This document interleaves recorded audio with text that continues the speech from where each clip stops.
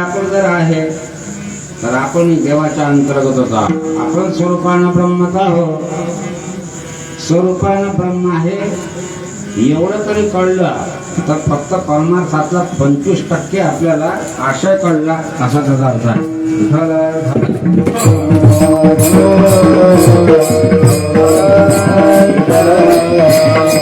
एक गोष्ट सांगतो अजून तुम्हाला. गोष्ट सांगितल्याचे जमतच नाही ना. गोष्टीची मजा येते. तत्वज्ञान काढत असताना गणपती बाबाजीचं बाबाचं वर्णन तर करणं का आपल्याला तिकडे चाललो आपण. नॅशनल बाबाजीनं गणपती हे काढलं तिकडे तर चालू फाउंडेशन तयार करायला काय काय काय मला काय जिथं चढवत होतं फाउंडेशन तयार करून राहिलं. एक गजाननाचा भक्त होता म्हणजे गणपतीचाच भक्त होते. आणि झालं काय की गणपतीची तो रोज पूजा वगैरे करायचा आणि गणपतीला मोदक आवडतात म्हणून मोदक त्यांना ठेवले त्या दिवशी. हा काहीतरी राहिला म्हणून आतमध्ये गेला तर एक उंदीर त्या गणपतीचा मोदक पडवायला लागला. ते त्याला दिसलं. त्या जरा डोक्यानं कमीच होता.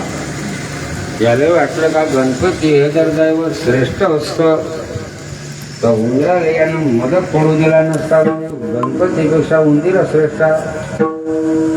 आपण विनाकारण गणपतीची पूजा करत बसलो आता उंदराची करू म्हणून उंदराची पूजा करायला लागला. एका पिंजऱ्यात उंदीर पकडला. वरतून आपलं अक्षर कुंकू टाकत जाय, फुलगिल टाकत जाय.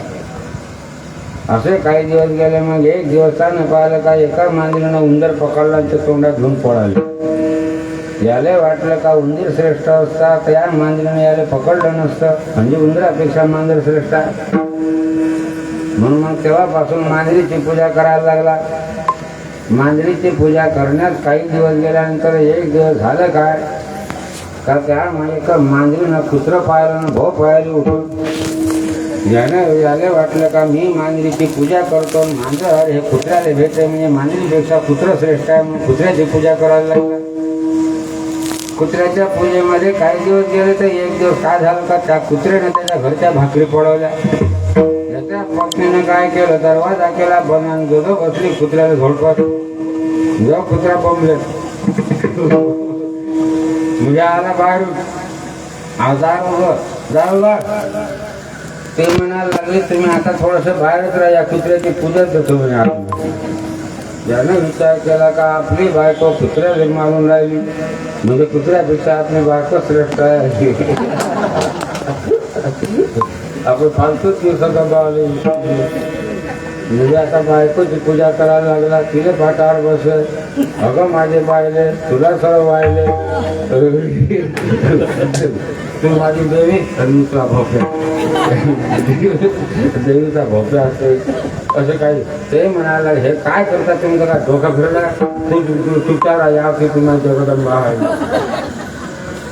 एक दिवस झालं काय की भाजीमध्ये मीठ जास्त पडलं. यानं जसा फुलका मारला अशी तर खारट लागली. त्या म्हणायला लागला तुला इतके दिवस तू भाजी करत मीठ किती टाक हे समजत नाही एवढी भाजी खारट केली. ते म्हणायला लागले झाली असं ना एवढं काय माझ्या बोंबला लागतंय.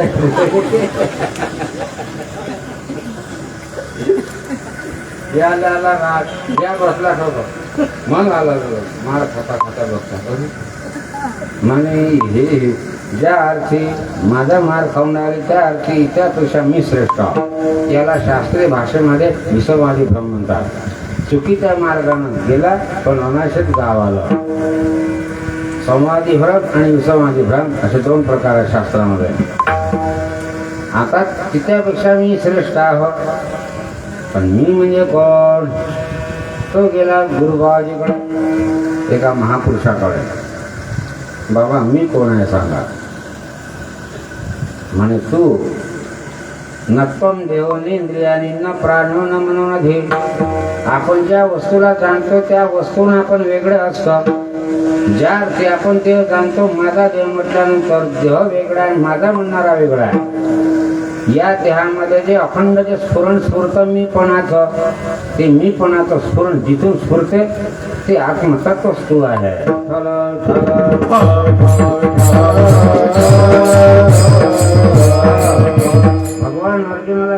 तेरवी सर्वांच्या हृदयदेशी मी अमुका ऐसी जे बुद्धिस्फुरे हरणशी ते वस्तुगामी हे त्याचं उत्तर आहे.